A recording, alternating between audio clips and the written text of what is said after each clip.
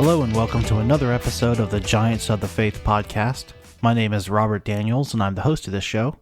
This is the podcast where we focus on individuals from the age of the church who've lived out their faith in a unique or interesting way. These are people who are giants in the history of Christendom, and each has earned a spot in my personal Christian Hall of Fame. Today we're examining the life of Heinrich Bullinger, the successor to Zwingli in Zurich, who is sometimes referred to as the Forgotten Reformer. With this episode, we're nearing the end of our emphasis on the Reformers. After Bullinger will come Calvin, and then we'll return to looking at a broader spectrum of folks. Of course, there are tons of influential and important Reformers still on my list, so we may return to a narrow focus on them at some point in the future. I'm planning out future seasons of this podcast now, and I'm pretty excited about the direction, with God's grace, of this show. Heinrich Bullinger was born on July 18, 1504, in Bremgarten, Switzerland. His father was also named Heinrich, and his mother was Anna Whitaker. Heinrich Sr. was a Catholic priest, and Anna was his common-law wife. Now that arrangement might seem odd to you, but Heinrich Sr. paid what was known as a cradle tax to the Bishop of Constance in order to waive all penalties and punishments for this strange arrangement. Eventually, Sr. would join the Reformation, and he and Anna would formally wed in 1529. Bullinger was raised to go into the family business. His father planned for him to become a priest from the get-go. Bullinger was sent to the school of the Brethren of the Common Life in Emmerich at age 12 in 1516. Now, the Brethren were a group of Catholic priests who gave up earthly goods to live a quiet life of study, attending services, and productive labor. At this school, Bullinger read Aquinas and Scotus. He was also exposed to the new humanist tradition of the day, reading works in Latin and Greek. After 3 years with the Brethren, Bullinger moved on to the University of Cologne in 1519. Cologne was a natural destination for Bullinger, as both Aquinas and Scotus had taught there, and their influences were still felt in the city and in the university. But the humanism that he'd been exposed to in Emmerich had taken root. At Cologne, he read Ambrose and Augustine for himself, and they led him to read the Bible itself, a rare thing among Roman Catholics of the day. His time in Cologne also saw Bullinger exposed to Erasmus and to Luther. Bullinger was drawn to Erasmus's desire for church reform through adherence to the scriptures and his basic morality. The draw to Luther was a bit less principled. Luther's books were being burned in Cologne, and that stirred Bullinger's interest. Bullinger read Luther and also Melanchthon, and he came to believe the truth of justification through faith. He surrendered himself to the Lord, and the course of his life was forever altered. Bullinger finished his master's degree and then returned home to Bremgarten, where he continued his studies on his own. He then took a position as the lead teacher at the Kapelle Abbey near Zurich. He took the job only under the condition that he would not have to take monastic vows or be forced to attend Mass. Bullinger stayed at the school until 1528. During his time there, he taught the monks how to properly read and exegete the Bible, and the Mass there was eventually replaced with a more Protestant-type service. Many of the monks would eventually become Reformed pastors. In 1527, Bullinger took a 5-month leave of absence from the abbey to travel to Zurich, where he wanted to spend time studying Greek, Latin, and Hebrew.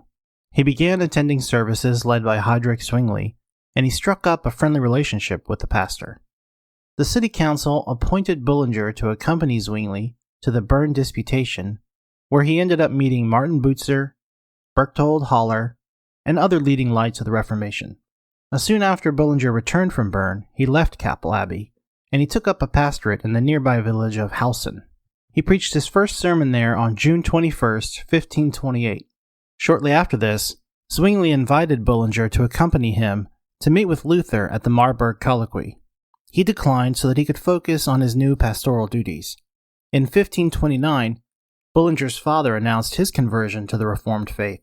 He began to reform his parish in Bremgarten, but he was met with resistance from his parishioners, and he ended up being fired.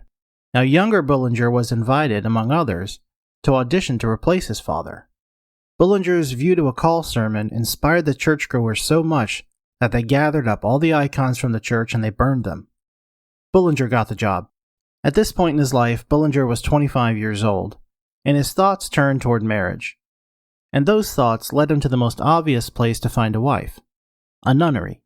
Bullinger heard that the convent at Ottenbach had become reformed, so he traveled there in 1529 to find a woman.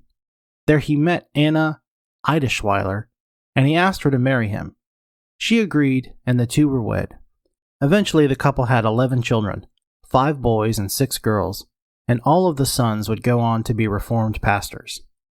Heinrich and Anna returned to Bremgarten, where Heinrich began his role as a pastor. For a brief 2 years, Bullinger led a relatively peaceful life, pastoring his flock and writing New Testament commentaries. But that peace would not last. The Swiss Confederacy was divided. Several cantons, or states, had become Reformed, but others remained staunchly Roman Catholic.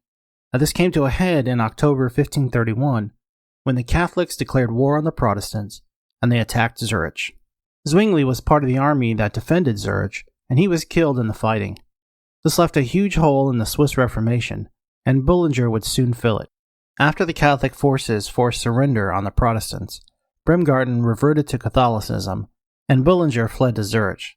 3 days after arriving, he preached a sermon from Zwingli's pulpit.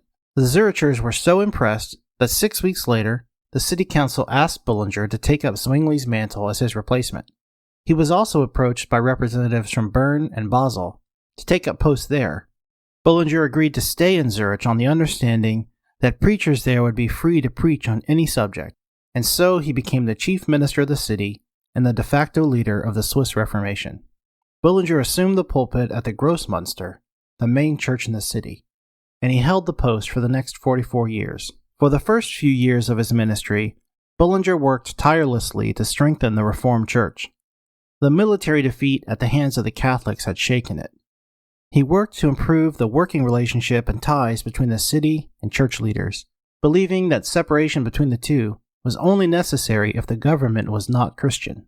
He kept a close watch on the over 100 parishes that were under his authority, and he had a say in the pastors appointed at each one, and he worked to resolve any disputes or controversies that arose. Bullinger preached 6 days a week as well, for at least the first 10 years of his Zurich ministry. His preaching style was verse by verse, book by book exposition in the style of Zwingli. Through the years, he preached between 7,000 and 7,500 sermons. Bullinger was also a prolific writer. He contributed to the First Helvetic Confession, and he wrote over 125 other works, in addition to thousands upon thousands of letters exchanged with clergy and leaders, including kings and queens, throughout the continent. 12,000 of those letters can be found at the Central Library in Zurich. Some of his important works include Decades, which was partly dedicated to the martyress Lady Jane Grey, The History of the Reformation, and The Diary. In 1549, Bullinger invited John Calvin to travel to Zurich so the two could work out a common understanding of the Lord's Supper. Bullinger and Calvin, as opposed to Luther, saw Christ's presence in the bread as symbolic. Calvin accepted the invitation, and the two met together on May 20th, 1549. They came to an agreement and presented to their churches a confession known as the Consensus of Zurich, uniting the beliefs of the Reformed churches in the two largest cities in Switzerland. In 1561, Bullinger began writing what would become his most famous work, the Second Helvetic Confession. The confession was published in 1566. In it, Bullinger laid out his argument that the gospel that the Reformers taught was the true, ancient, and biblical faith. He said that although the Roman Catholics called it a new gospel, it actually is the eternal counsel of God, who predestined from eternity to save the world through Christ. He also argued for the sufficiency of Scripture against tradition. From 1564 to 1565, waves of plague swept through Zurich, and Bullinger lost his wife and his daughter. He was also taken severely ill himself. He recovered, but he was weakened greatly, and he was affected for the rest of his life. He lived another 10 years, and he died on September 17, 1575. He left a huge impression on the Reformed faith in Switzerland and beyond. And that wraps up this episode of Giants of the Faith. Thank you very much for listening and for your support. Feel free to drop me a line at podcast@giantsofthefaith.com if you have any comments or suggestions. Until next time, God bless.